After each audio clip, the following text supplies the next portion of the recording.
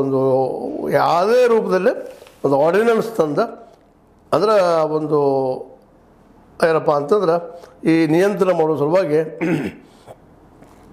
ಇದನ್ನು ಸುಗ್ರೀವಾಜ್ಞೆ ಕೆಲವು ನೋಡ್ರಿ ಶಬ್ದಗಳು ಸಹಿತ ಭಾಳ ಕಷ್ಟ ಆಗ್ತದೆ. ನಾವು ಆರ್ಡಿನೆನ್ಸ್ ಸಹಜವಾಗಿ ನೆನಪಿಡ್ತೀವಿ, ಅದಕ್ಕೆ ಏನಂತಾರೆ ಪಕ್ಕ ನೋಡೋದು ಸ್ವಲ್ಪ ಪ್ರಾಬ್ಲಮ್ ಮಾಡ್ತಾವೆ.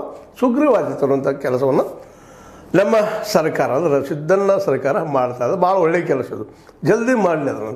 ಯಾಕೆಂದರೆ ಭಾಳಷ್ಟು ಕಡೆ ತೊಂದರೆ ಭಾಳ ಆಗ್ಲಿಕ್ಕತ್ತದ.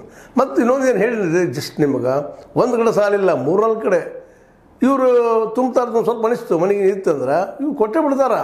ಮತ್ತು ಇನ್ನೊಂದು ಭಾಳ ರಿಸ್ಟ್ರಿಕ್ಷನ್ ಹಾಕಿದ್ದು ಭಾಳ ಚಲೋ ಆಯಿತು. ಅವ್ರಿಗೆ ಅವಶ್ಯಕದಲ್ಲಿ ಅಷ್ಟೇ ನೀವು ಕೊಡುವಂಥದ್ದು. ಎಷ್ಟು ಇರ್ತಾರೆ ನಿಮ್ಮ ಇನ್ಕಮ್ ಅದ್ರ ಮೇಲೆ ಲೆಕ್ಕ ಇದು ಆಯ್ತು. ಈಗಾಗಲೇ ಅದನ್ನು ಸ್ಟ್ರಿಕ್ಟಾಗಿ ತರಲೇಬೇಕಂತ ಇದ್ರಾಗ ಮೆನ್ಷನ್ ಮಾಡಿದ್ದಾರೆ.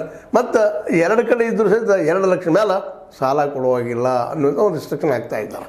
ಈಗ ನೋಡಿರಿ ಮೊನ್ನೆ ಪಾಪ 400 5 ಲಕ್ಷ ರೈತ ಸಿಗ್ತಿದ್ದು ತೊಗೊಂಡ್ಬಿಡ್ತಾನೆ. 5 ಲಕ್ಷ ಮುಟ್ಸೋಲ್ಲ, ವಾರಕ್ಕೆ ಮುಟ್ಸೋಲ್ಲ. ಒಂದು ಭರವಸೆ, ಬಂಡ ಭರವಸೆ. ಆರಂಭದಲ್ಲಿ ಏನೋ ಸರಿ ಅನಿಸ್ತದೆ, ದಿನ ಹೋದಂಗೆ ರೆಗ್ಯುಲರ್ ತುಂಬಬೇಕಲ್ಲ ಟೈಮ್ ಮುಗಿದ ತನಕ.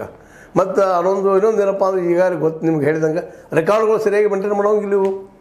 ಯಾಕೆಂತಂದ್ರೆ ರೆಕಾರ್ಡ್ ಕರೆಕ್ಟ್ ಇದ್ದಪ್ಪ ಅಂದ್ರೆ ನಮ್ಗೆ ಗೊತ್ತಾಗ್ತದೆ ಬಡ್ಡಿ ಎಷ್ಟು ಮುಟ್ಟಿದೆ, ಗಂಟೆ ಎಷ್ಟದ ಅಂತ ಹೇಳಿ. ಈಗ ಅದು ಗೊತ್ತು ಹೋಗಂಗಿಲ್ಲ. ಮತ್ತು ಭಾಳಷ್ಟು ಕಡೆ ಹೆಬ್ಬಟ್ಟವ್ರು ಭಾಳ ಇರೋದ್ರಿಂದ, ತಿಳುವಳಿಕೆ ಇಲ್ಲದ್ರಿಂದಾಗೆ ಅನ್ಯಾಯಗಳು ಭಾಳ ಆಗ್ತಾವೆ ಈ ಸಾಲ ಕೊಡುವಲ್ಲಿ ತೊಗೊಳುವಲ್ಲೇ.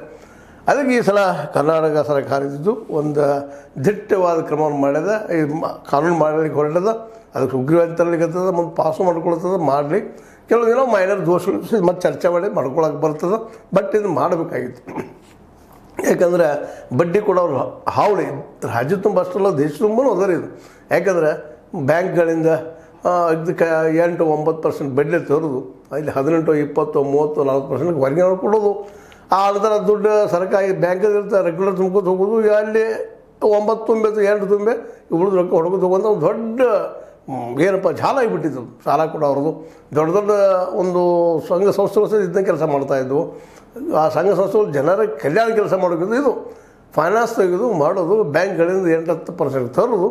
ಅದನ್ನು ಸಿಕ್ಕಾಪಟ್ಟೆ ರೀ 20% ಆಗಿರ್ಬೋದು, 40%, ಮಿನಿಮಮ್ ಒಂದು 20 ಕೆಳಗಿಂತ ಯಾರು ಕೊಡುವಂಗಿಲ್ಲ. ಆ